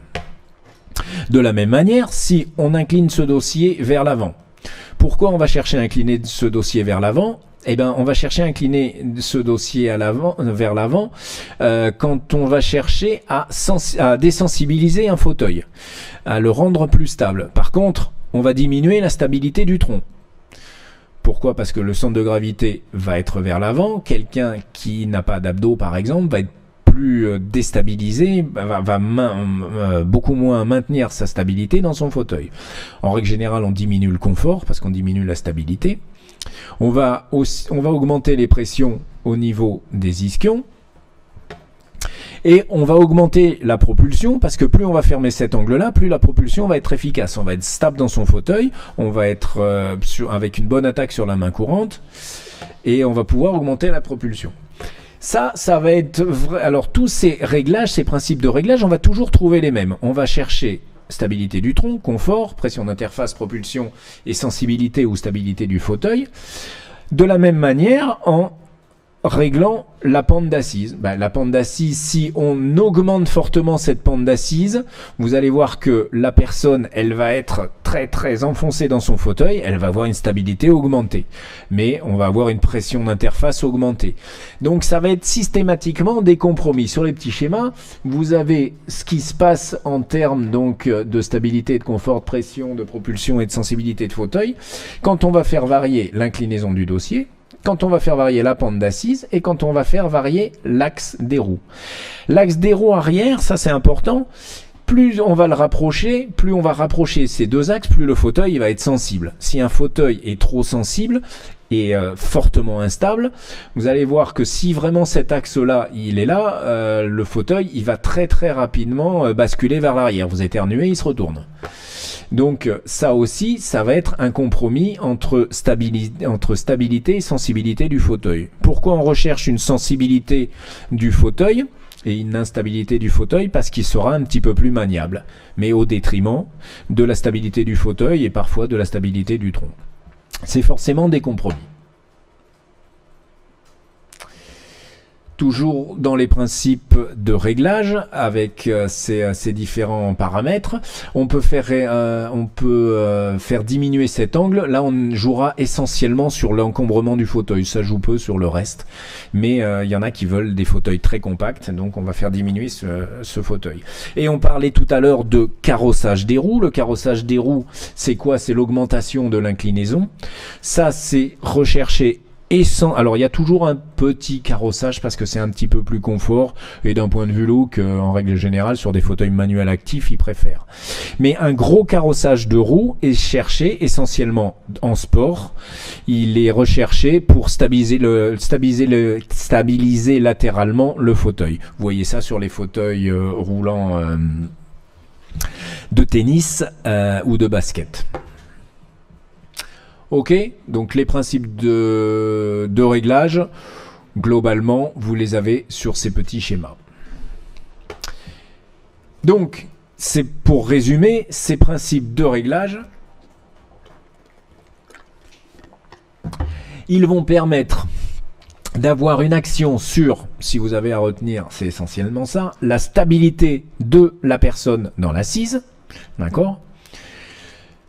La stabilité du fauteuil lors de la propulsion, suivant les réglages. Ce fauteuil, il va se mettre en 2 roues et il va être fortement instable si les réglages sont faits pour que le fauteuil soit plus sensible. Les réglages, ils vont agir sur l'efficacité de la propulsion et ils vont agir sur le confort, bien sûr, et la prévention des escarres, c'est-à-dire sur la pression au niveau des ischions, essentiellement, éventuellement des épineuses. Voilà en ce qui concerne les réglages. Donc ces fauteuils roulants manuels et électriques, en règle générale, sont accompagnés d'un coussin. Vous avez toujours vu, vous l'avez sûrement vu, quasiment tous. Le coussin, c'est quoi? C'est une interface donc entre le support d'assise et les fesses du patient. Le rôle du coussin, c'est confort, mais pas uniquement. Chez les paraplégiques qui n'ont pas de sensibilité, le confort, il passe pas par les différents types de coussins. Mais par contre, chez ces patients-là, le coussin, il a un rôle de prévention de troubles cutanés très très important. Et ça, retenez que un coussin pour un blessé médulaire, c'est très important. L'escar étant la bête noire. Quand ça arrive, c'est plusieurs mois d'hospitalisation. Alors il y a beaucoup de coussins qui existent sur les marchés, je vous ai mis là les grandes catégories et quelques catégories un petit peu plus spécifiques.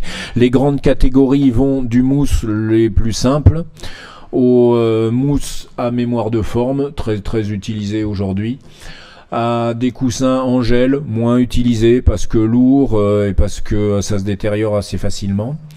Les coussins à air sont des coussins qui sont spécifiques mais très utilisés surtout dans les blessés médulaires et les gens à risque cutané important. Les coussins à air sont des coussins qui présentent la meilleure prévention d'escarres. Par contre, ils ont d'autres inconvénients. C'est instable. C'est instable dessus en termes de positionnement. C'est des coussins qui nécessitent une gestion puisqu'il y a un certain gonflage. C'est des coussins qui nécessitent certaines précautions parce que si ça se crève, par contre, c'est très problématique. C'est des coussins qui varient en fonction des pressions. Quand vous montez à la montagne, c'est comme les yaourts, ça gonfle. Et donc on a une surpression, donc il faut savoir gérer ça. Donc c'est pas forcément, même si c'est la meilleure prévention, des coussins qui sont attribués à tout le monde. Et c'est des coussins qui en plus restent assez coûteux. Le plus facile d'utilisation, c'est le mousse mémoire de forme. Après, on a des coussins, on a une tapée de coussins aujourd'hui avec des coussins spécifiques, avec des petits berlingots, avec des coussins qui sont en forme avec des supports en nid d'abeille, et on a d'autres coussins encore plus spécifiques. On va rechercher en fonction du risque une prévention de plus importante. Et on va rechercher à la fois la prévention, mais également le confort et la stabilité par le coussin d'assise. Le choix du coussin d'assise, donc, il va dépendre de plusieurs critères. Donc, on va rechercher confort, stabilité dans les blessés médulaires, prévention d'escarres, plus. Et la notion de poids et de prix vont rentrer en compte. Qu'est-ce qu'on fait en règle générale? On fait des essais et on peut faire une évaluation de la répartition des pressions avec ce qu'on appelle une nappe de capteur, avec une étude d'assise. L'étude d'assise, on met une feuille de capteur donc entre les fesses et le coussin et on voit la répartition des pressions et surtout les surpressions au niveau des coussins. Ça nous sert à évaluer un coussin, ça nous sert dans le choix d'un coussin, même si c'est pas le seul critère, et ça nous sert à régler, à optimiser des coussins à air. D'accord? Ces études d'assises. Le positionnement au fauteuil roulant. Alors vous avez sûrement entendu parler, on parle de clinique du positionnement. Le positionnement au fauteuil roulant, c'est quoi? C'est d'adapter au mieux la position assise pour une bonne adéquation entre le patient et son fauteuil, tout simplement. Alors adapter, ça va être adapté en termes de confort, ça va être adapté en termes de stabilité. tout en conservant une mobilité gestuelle et en n'oubliant en aucun cas la prévention de troubles, que ce soit orthopédiques ou troubles cutanés. Donc ça va être retrouver un équilibre savant entre confort d'assise, mobilité gestuelle, stabilité de la position. En règle générale, c'est un équilibre. Pourquoi ? Parce que souvent, mobilité et stabilité, ça va aller à l'inverse. Hein. Si on rajoute de la stabilité, on va diminuer de la mobilité.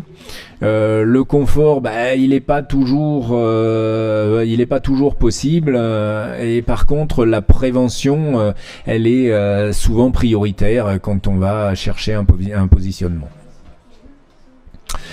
Il concerne qui ce positionnement ? Ils vont concerner essentiellement une population qui présente des troubles posturaux et dont la position assise va être problématique. Alors ça va être des patients dont la position assise est responsable de troubles posturaux, ou ça va être des patients dont les troubles posturaux type scoliose va être responsable d'une mauvaise position en assise. D'accord ? On va agir sur les deux. C'est souvent la conséquence de pathologies, et à l'inverse, les pathologies sont aussi souvent la conséquence de mauvais positionnement au fauteuil. Ces pathologies et ces troubles posturaux sont très souvent majorés en position assise si on la compare à la position décubitus dorsal, à la position allongée. Alors, quelques troubles posturaux, on va pas tous les faire, hein, mais les grands classiques, les troubles posturaux en position assise, vous avez les troubles hémiplégie, vous avez les troubles donc d'un hémicorps, avec une hypotonie d'un hémicorps, vous avez chez des paraplégiques, avec un gros dégât vertébrale, on va retrouver avec des problèmes d'hyperlordose lombaire, avec des hyperlordoses lombaires comme vous le voyez sur cette photo qui peuvent être énormes, où le haut, le bassin touchant le dossier, le haut ne le touche pas. Vous avez des hyperextensions cervicales, au même titre que les hyperlordoses lombaires, qui sont pas si faciles que ça à résoudre en position assise dans un fauteuil. Vous avez des hypotonies du tronc, donc qui donnent une chute vers l'avant de son tronc là. Il va falloir trouver une position assise compatible avec ça. Vous avez bien entendu les scolioses, avec des scolioses qui sont énormes de ce type là, si vous voulez, qui vous décalent complètement et qui sont compliqués à contenir dans un fauteuil. Et il va falloir essayer de traiter ces troubles posturaux au mieux pour que la position assise réponde le mieux aux critères de stabilité, de mobilité, de confort et de prévention orthopédique et cutanée, pour en aucun cas aggraver sans forcément les corriger. Il ne faut pas que ça s'aggrave. Alors, ces troubles posturaux, ils vont être responsables de tout ce qui est écrit là. Douleur, inconfort, majoritairement c'est ça. Ça peut être responsable de plaies de pression, ce qu'on appelle les escarres, donc de déformations orthopédiques de par la position assise, ou d'aggravation des déformations orthopédiques. Ça c'est classique, c'est-à-dire les scolioses déjà existantes, il ne faut pas qu'elles s'aggravent. D'hypertonie, de déformation de la colonne, on rejoint un petit peu les déformations orthopédiques. Ces troubles posturaux, ils peuvent aussi être responsables d'instabilité en position assise, la personne ne trouvant en aucun cas sa stabilité. Donc dans les déplacements, c'est toujours très compliqué. Ça peut être aussi des troubles posturaux avec des très mauvaises postures, type penché vers l'avant, des grosses scolioses, des grosses inclinaisons latérales. Ça peut être cause de dysfonctionnement des organes internes, hein, ce qui est aussi très très désagréable pour les patients. Ça peut être bien sûr cause de diminution d'amplitude de mouvement, avec des diminutions de capacité fonctionnelle de préhension, de poussée de fauteuil, etc., etc. Et qui amène des restrictions de mobilité et amène des dépendances accrues donc de l'usager avec une tierce personne. Donc quand on parle de positionnement, les principes et l'objectif, ça va être d'assurer un confort, ça on l'a vu, de permettre au mieux, on dit au mieux, une symétrie corporelle, parce que personne n'a une symétrie corporelle déjà et d'une, et qu'on va pas la rechercher systématiquement. On va essayer de s'en rapprocher pour qu'il n'y ait pas d'augmentation de dissymétrie, mais on recherche, c'est pas tout à fait vrai ça, on recherche pas forcément une symétrie. On évite des aggravations de dissymétrie. On va prévenir, donc retarder, voire empêcher d'éventuelles évolutions de déformation, typique dans les scolioses par exemple. Je redis prévenir les troubles cutanés, ça c'est surtout dans les blessés médulaires, dus aux appuis prolongés, en position assise, au manque de sensibilité et donc à la fragilité cutanée, essentiellement donc au niveau des ischions, du sacrum, mais parfois des épineuses. Inhiber les réflexes pathologiques, c'est-à-dire essayer par une bonne position de diminuer tout ce qui est contracture, tout ce qui est diminuer, éliminer c'est pas le bon mot, ni inhiber, diminuer contracture, diminuer tous les mouvements ataxiques qui peuvent être augmentés par une mauvaise position. Améliorer bien sûr les fonctions qu'on a dit, physiologiques, respiratoires, digestives, essentiellement. On va rechercher à assurer une stabilité en position assise et de conserver une bonne mobilité, ce qui souvent l'un ne va pas avec l'autre, donc va être un savant compromis.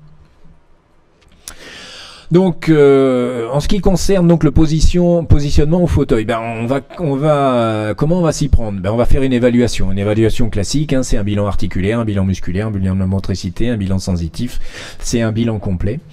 Ça va être complété par un bilan postural. On utilise une grille et une échelle qui s'appelle la MCP2A, qui va faire un bilan postural assis en comptant tous les segments, cervical, dorsal, lombaire, bassin, dans le plan frontal, dans le plan sagittal, dans le plan horizontal. On va tout noter.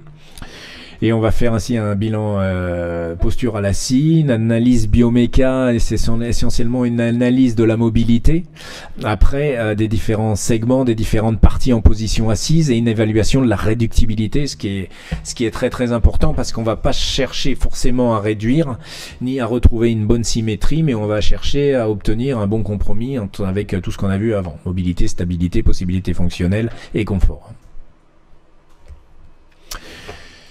Le positionnement, donc, ça va être une analyse après ces bilans et ces évaluations de la position assise. On va faire une conclusion des déformations orthopédiques. On va faire une analyse des dangers de la position, de l'inconfort de la position. On va faire surtout une analyse des besoins de la personne, parce que ce positionnement, il va être très attentif aux demandes des personnes. Vu que ça va être des compromis, on va agir sur ce que veulent les personnes. Plus de stabilité, plus de mobilité. En règle générale, elles viennent avec des problèmes précis.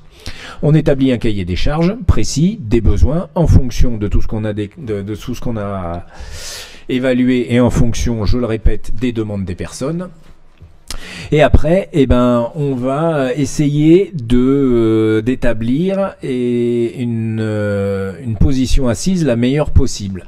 Alors, bien évidemment, les solutions, elles vont aller essentiellement avec des solutions matérielles, avec des aides techniques, avec des dossiers spécifiques, avec des corsets moulés, avec des corsets sièges, avec des adjonctions de sangles, avec tout ce qu'on va trouver en termes d'assises et de moyens d'assises pour fauteuil roulant.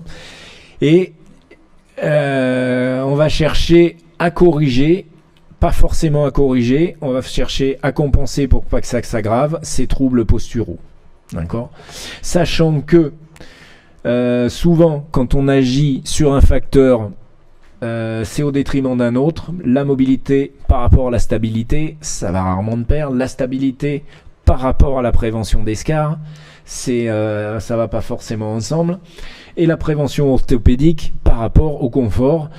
Si on prend exemple, essayer de contenir et de redresser quelqu'un qui a une scoliose, ça, avec un corset, avec un corset siège ou un corset tout court, c'est souvent au détriment du confort. Donc cette installation, elle va souvent être un compromis de toutes ces solutions. Mais ne jamais oublier la demande du patient. Maniement du fauteuil roulant. Alors, maniement du fauteuil roulant, je vais vous-même faire passer une petite vidéo. Oui. Maniement du fauteuil roulant électrique. Bon, bah, c'est une conduite. Hein. C'est la conduite au joystick. C'est plutôt un apprentissage de pilotage qu'un apprentissage de maniement au terme physique du terme maniement de fauteuil. Et c'est l'utilisation des différentes options.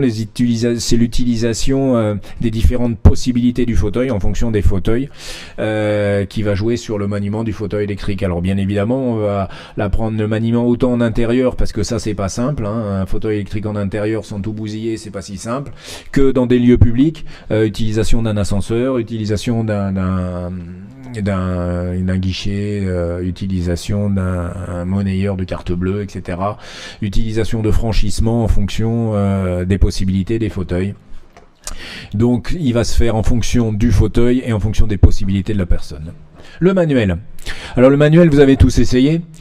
Donc c'est quoi? C'est l'apprentissage d'une propulsion efficace, d'un bon rendement, d'accord, avant d'apprendre les franchissements. C'est l'apprentissage d'un maniement, c'est l'apprentissage de l'endurance au fauteuil, c'est l'apprentissage d'un rendement de propulsion ayant une bonne économie articulaire. Il faut que ça dure. Et après, on va apprendre les franchissements avec la technique du 2 roues. Vous voyez, il y en a qui font des courses. Alors,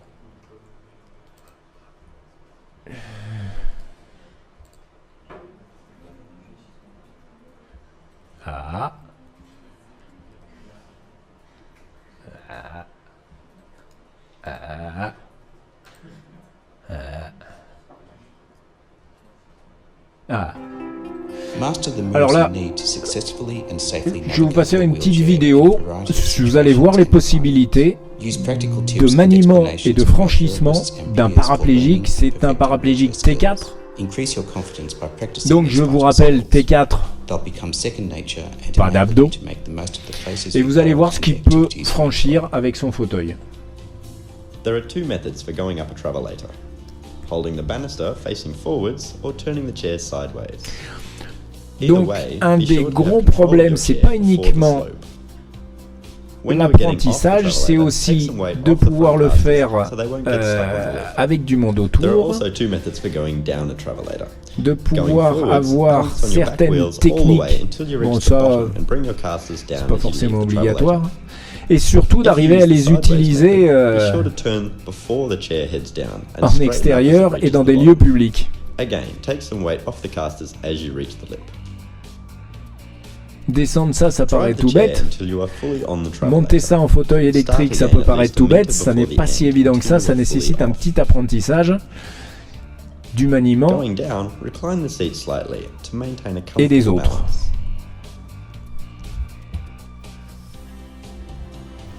Roll onto the escalator and reach up to grab the handrails before your casters are lifted onto the step. After you reach the top level, keep holding the rails and lean back to ease some weight off the casters. Je vous le traduis pas, hein. Back onto the escalator and grab the railings before the steps appear. Bon, il passe un bon moment au polygone, lui. Pull your casters over the lip to maintain your balance.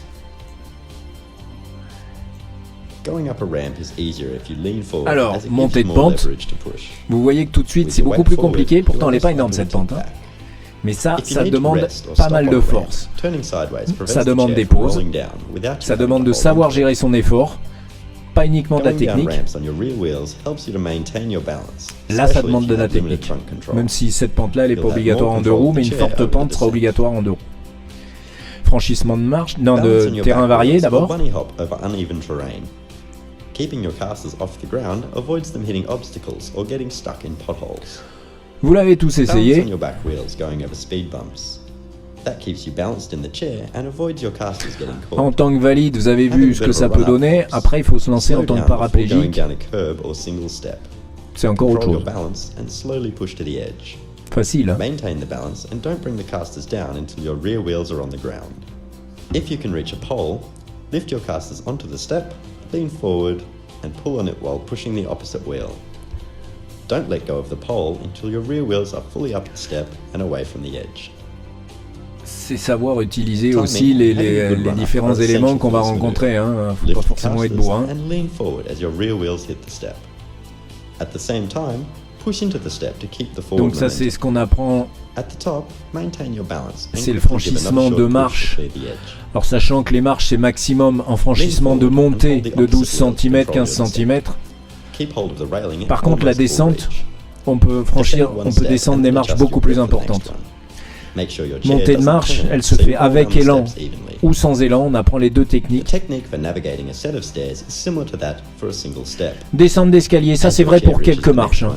On descend pas des escaliers qui font 250 marches, hein, parce qu'il y a un moment où ça se passe mal. Hein. Don't drop the Général, casters until your rear c'est wheels vrai are pour firmly on the ground. entre 3 à 5 marches, après c'est beaucoup plus compliqué. Voilà les possibilités d'un paraplégique T4. C'est déjà pas si évident que ça. Un petit mot sur les pathologies propres à l'utilisation de fauteuils roulants. Bah, en 1, il y a les chutes, bien évidemment. Les chutes, avec un pourcentage de chute avant de 46, de chute arrière de 29, un peu moins important, bah, parce que souvent c'est à celles-là qu'on fait le plus attention, c'est celles qui font mal. Les chutes avant, elles arrivent quand? Elles arrivent quand on roule, que le fauteuil roulant se bloque pour une raison X. Un obstacle, une pierre, une bouche d'égout, etc. Ça donne ça. En général, c'est un glissé avant. Les chutes arrière, fauteuil trop sensible, sport, inattention. Les chutes arrière, par contre, c'est celles qui font le plus mal. Et ce qu'on redoute sur les chutes arrière, c'est bien évidemment le trauma crânien, la chute sur la tête. On leur apprend en premier réflexe à enrouler la tête. Et après, si c'est possible, de mettre la main, mais ça c'est pas toujours, ça c'est la belle théorie, quoi. Parce qu'on n'a pas franchement le temps. Donc ces chutes, elles sont responsables de différents traumatismes orthopédiques la plupart du temps, comme une chute pour n'importe qui, quoi.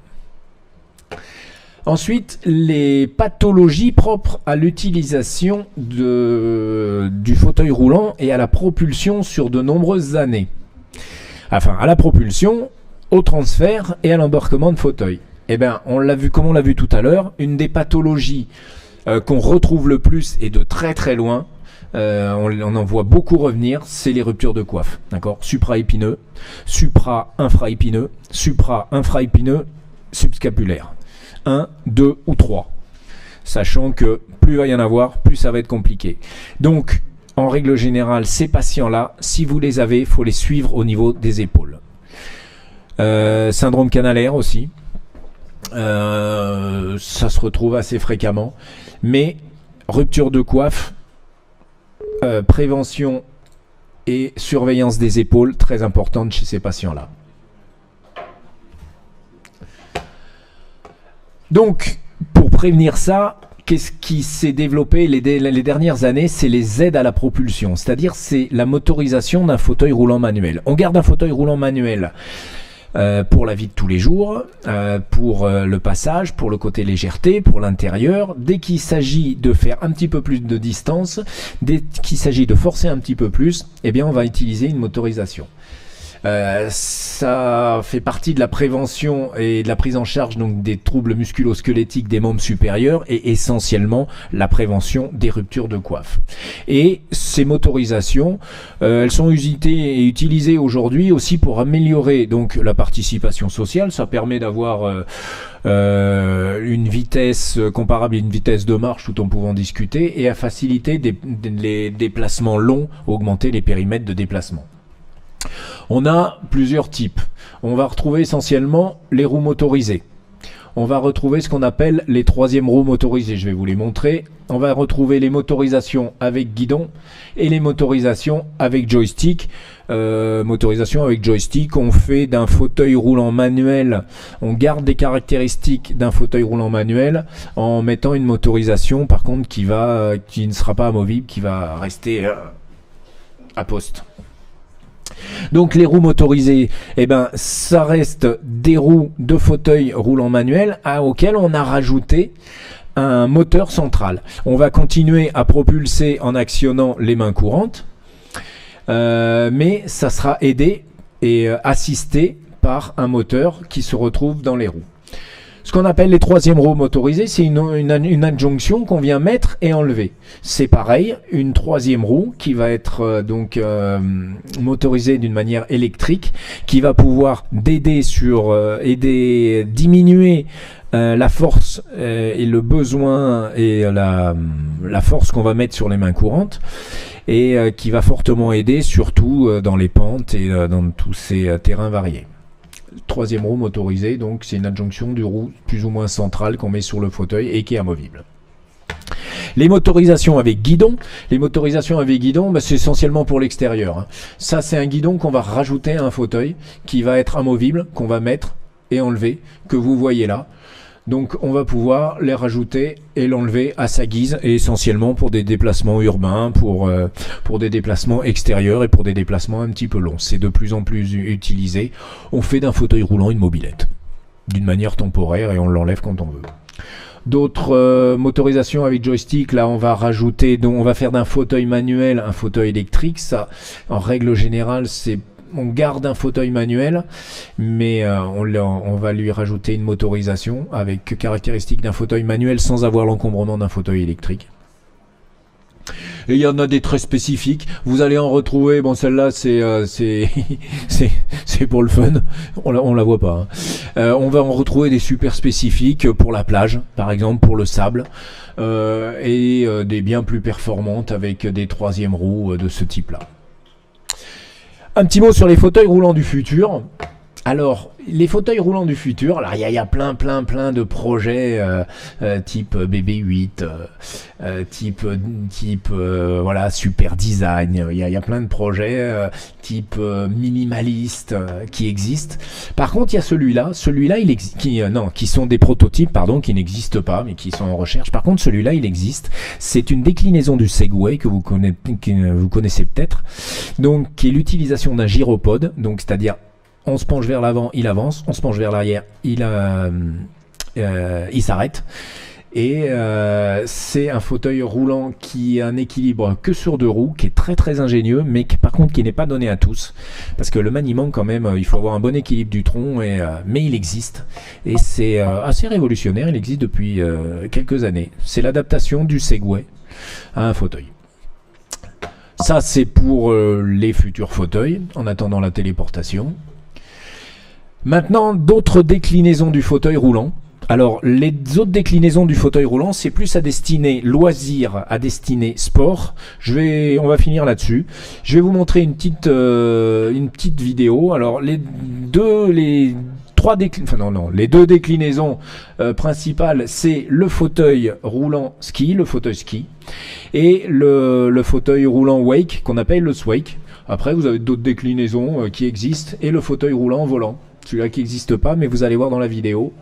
On va finir là-dessus, quelques minutes. Il est assez impressionnant. Donc ça, c'est du domaine du sport. Comme on dit à la télé, à ne pas reproduire chez soi quand on n'est pas habilité à le faire. Donc ça, c'est un patient donc, qui en a fait une utilisation d'un skateboard avec des franchissements sur des parcours de skate. Là, j'ai pas le son. J'ai plus le son là, tiens. Avec une capacité de franchissement, regardez, à ne pas reproduire. Hors norme, même si vous avez un fauteuil. Ça, c'est une autre déclinaison qui est le swake. C'est un wakeboard adapté sur un système, c'est pas de fauteuil roulant, mais de système de coque pour paraplégiques. Alors, c'est des engins qui sont très très performants d'un point de vue technologique et qui donnent possibilité donc de faire du wake à des paraplégiques. En loisir, en compétition, ça se fait de plus en plus, avec des figures qui se rapprochent de plus en plus des figures de valides. Pour avoir essayé, faut être accroché quand même, faut avoir un petit grain. Parce que déjà en valide, c'est pas évident, alors en paraplégique, quand vous coulez... Mais il y a des... alors ça, c'est encore plus intéressant. On en voit de plus en plus. C'est le fauteuil ski. Monoski ou ce qu'ils appellent dual, biski.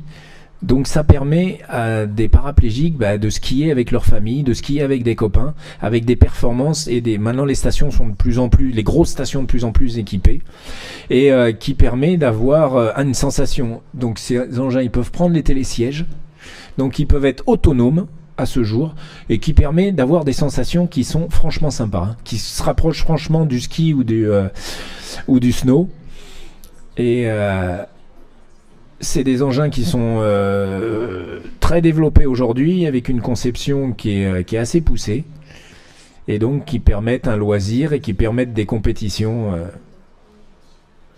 de plus en plus en augmentation.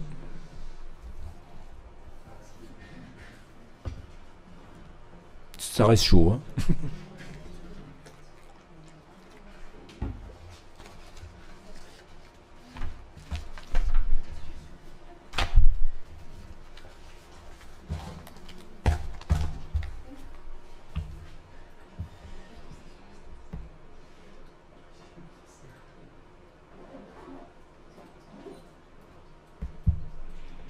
Ça peut aller très très vite. C'est très lourd, donc ça peut aller très très vite. Et les pins font très très mal. On va rester là-dessus. Voilà ce que j'avais à vous dire sur les fauteuils roulants. Bonne soirée.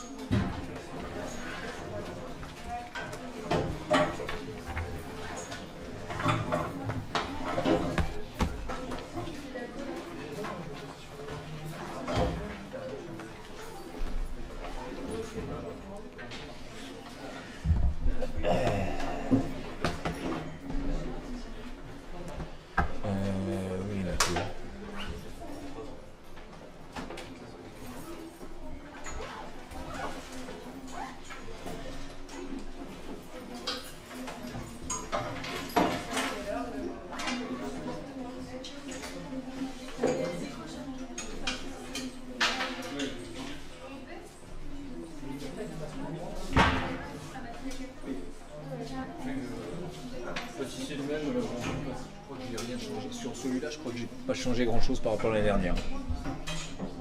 Je crois que j'ai rien changé même par rapport à l'année dernière. Bon, après, je te le refile si tu veux, il n'y a pas de souci.